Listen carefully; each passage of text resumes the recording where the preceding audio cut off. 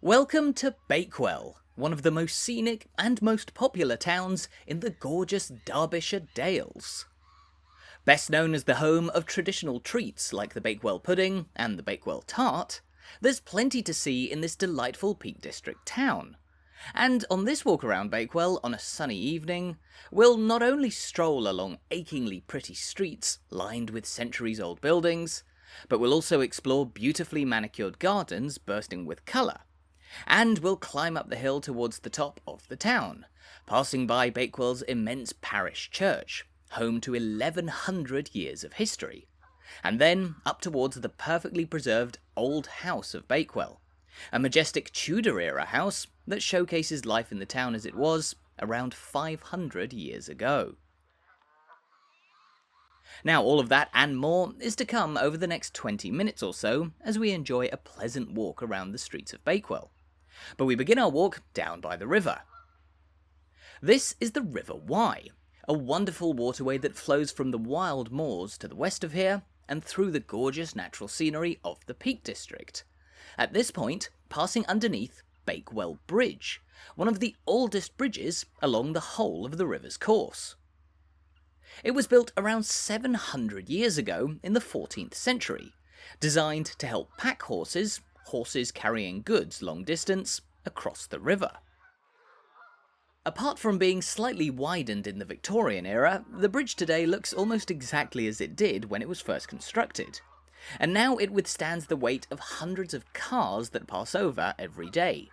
Most of them, at this time of year at least, being driven by tourists to what is an enormously popular destination in this part of England.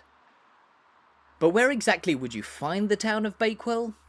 Well, as we can see from this map, Bakewell lies about 15 miles from the city of Sheffield to the northeast, and 20 miles from the city of Derby to the southeast.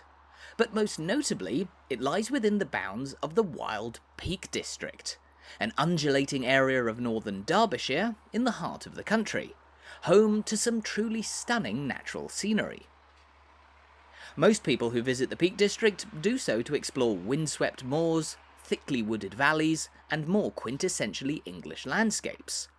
But the area is also home to a number of villages, and just one town, that being Bakewell right here. Home to just under 4,000 people, Bakewell is an admittedly small, but undeniably gorgeous town. Home to eye-catching buildings like the one we're passing by here, the town's 400-year-old market hall. Built around the year 1600, this building was once upon a time the venue of one of the busiest markets in northern Derbyshire. In fact, once upon a time, the ground floor of the building was open to the street, so that crowds of people could easily file in and out, making their way between stalls, selling everything from woolen textiles to fresh farm produce, and even livestock. Now today, the old market hall is used as the home of Bakewell and the Peak District's main visitor centre. But that doesn't mean that the town no longer hosts markets. Mondays in Bakewell are still the busiest days, when market stalls spread out over the square that we can see just to the right, neighbouring the visitor centre. But even if you come to Bakewell and don't have the chance to visit the market, there's still plenty more to enjoy, including the town's wide selection of pubs. Across the road here we can see the Wheatsheaf, one of at least 7 pubs that you'll find in a roughly 5-minute walking radius. These pubs cater to the many tourists who come to visit this town, but they also hold an important place in Bakewell's lengthy history. Before it became a tourist hotspot, Bakewell, with its market and its important bridge across the River Wye, was a place through which many people travelling cross-country would pass. And this being such a rural area of England, almost all who made it into Bakewell would stay in the town overnight before venturing further into the countryside. Inns, providing food, drink and lodging, were therefore big business in Bakewell. But in truth, few of the ones that we see on the town streets today are the same as they would have been in medieval times. In fact, for a town with such an impressive historic pedigree, the streets of Bakewell are actually relatively new. The building we're looking up at here is the modern town hall, built in 1890. Now, despite its fetching Gothic exterior, this is quite a young building in the context of Bakewell's long history. It was built to replace a much older and much smaller town hall which stands nearby, and which we'll pass a little later on. But the story of this town is thought to begin nearly 2,000 years ago in the Roman era, and for many centuries it was actually a densely packed medieval settlement. But in the late 18th and early 19th centuries, this town was significantly redeveloped, with new, wide streets and buildings that were designed to match its newfound status after an important discovery. This town's name, Bakewell, is thought to have emerged in the Anglo-Saxon period, over 1,000 years ago, and at the time it was known as Bedekenwella. This translates to the springs of a woman named Baedeker, a person who likely settled close to naturally occurring warm springs in this part of England. Now, Bakewell has long been known for its springs, but it wasn't until the late 17th century that people became fixated on the health-giving properties of natural spring water. And so, in 1697, a wealthy man by the name of the Duke of Rutland built a bathhouse on top of one of Bakewell's springs, and he intended to turn this town into a spa town, which people would visit to bathe in its waters and cure their ailments. Bakewell was to emulate elegant spa towns like nearby Buxton, Bath, Harrogate, and more, with grand new architecture and streets built to showcase this status. But in the centuries since, Bakewell's name has actually become better associated with something else.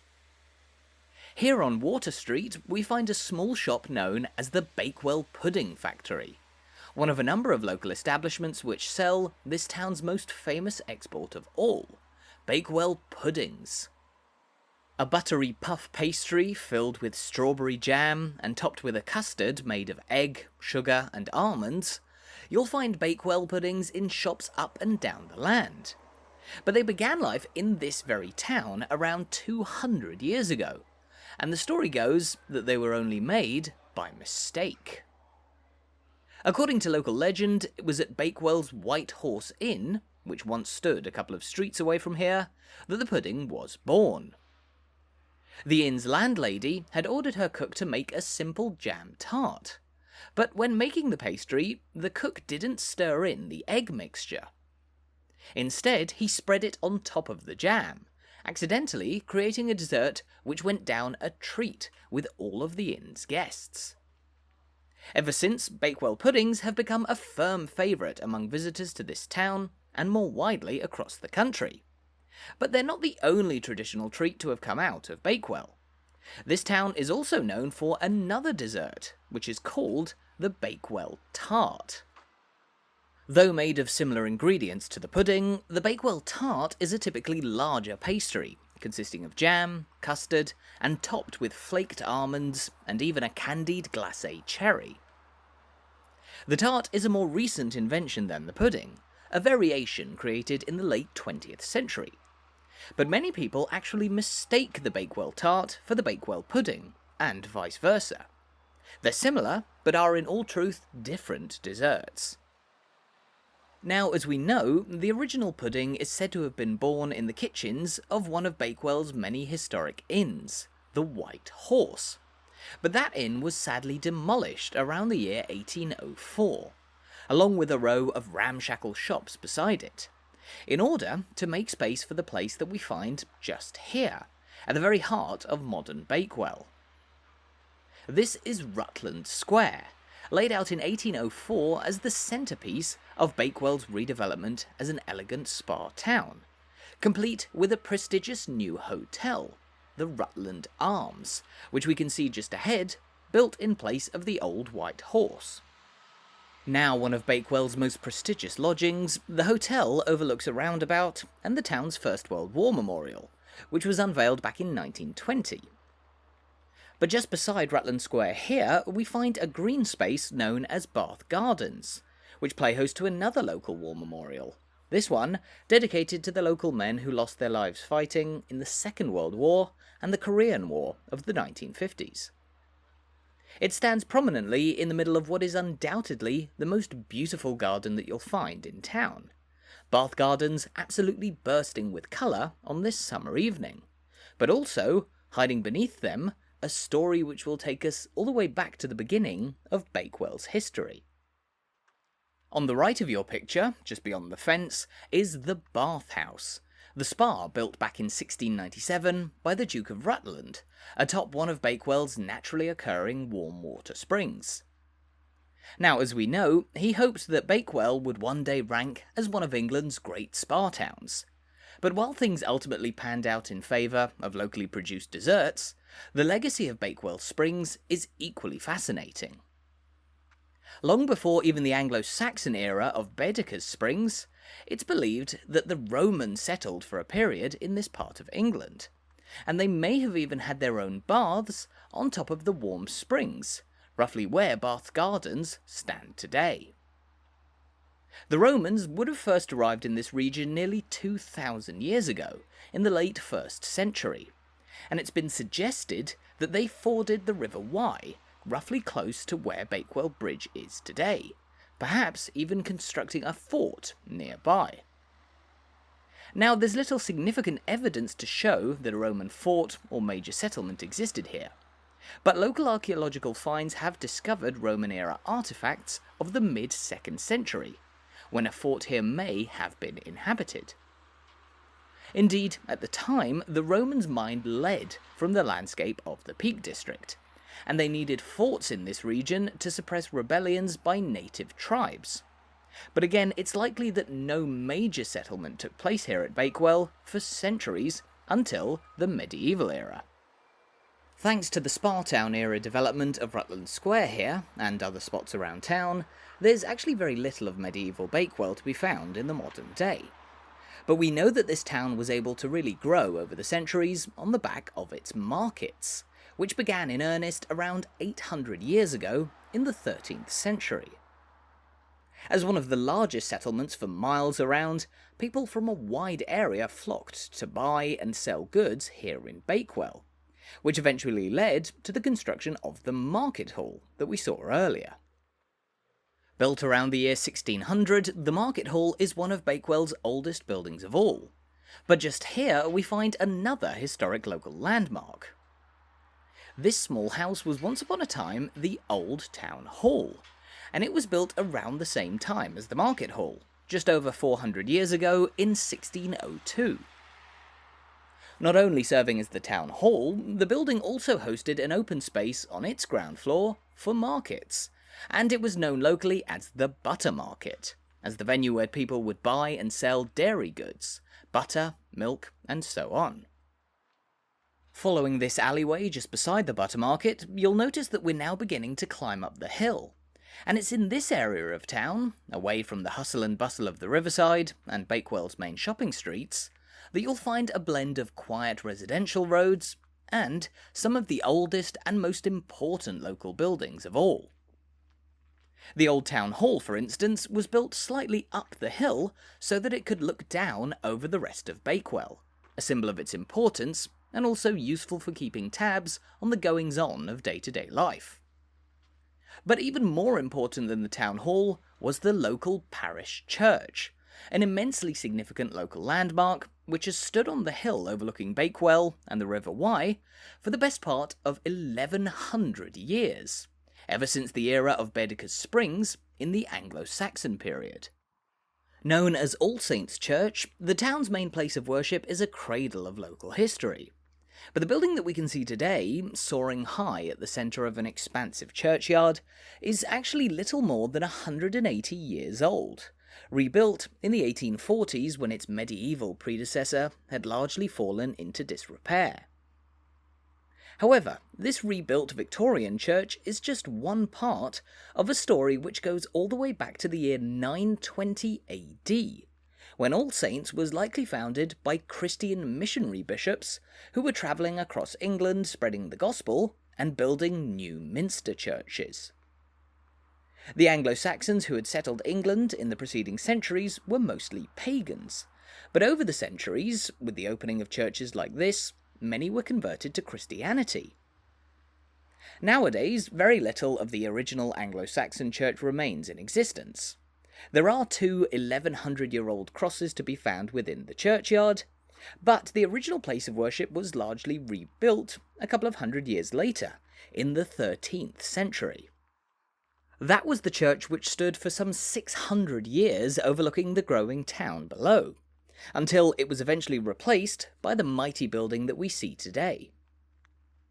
Now, as we can see, All Saints' Church looks down towards the centre of Bakewell and the River Wye. But in the far distance you'll notice that the terrain rises once again, on the other side of one of the many valleys which make up this distinctive part of England's Peak District. Covering a vast area of Derbyshire, Yorkshire, Cheshire, Staffordshire and more, the Peak District is home to a varied collection of landscapes. It's probably best known for the wild, windswept moors you'll find in an area known as the Dark Peak. But Bakewell here is located in an area called the White Peak, better known for its lush green valleys, known also as the Derbyshire Dales. The word dale is a Northern English word simply meaning valley, and there are dozens of dales which make up this undulating part of the Peak District, with plenty of opportunities for steep hikes, both in the splendid surroundings of the countryside, or, as we're doing just here, in the middle of the Peak District's largest town. Climbing the hill even further beyond the Grand Parish Church, at the end of this narrow alleyway, we'll find a building known simply as the Old House, which, as luck would have it, is the oldest house standing in Bakewell today. As the sign tells us, it's now a museum, which showcases what life was like for people in this town, and all over the Peak District, in centuries past. The house was built all the way back in 1534, nearly 500 years ago, during the reign of King Henry VIII. Excitingly, it began as the home of a local tax collector, who collected tithes, produce made by the local townspeople, which was owed to the church. But in the 18th century, as the Industrial Revolution was spreading across the country, the old house here was divided into 5 separate cottages, to be used as houses for workers at the local mill. And for nearly 200 years, until the 1950s, that's what the old house was used for. Although eventually the cottages were cleared, and after being briefly set for demolition, the building was saved and converted into the museum that we know today. But sadly, it's here in front of the Old House Museum that our tour of Bakewell has reached its end. Thank you so much for watching this video.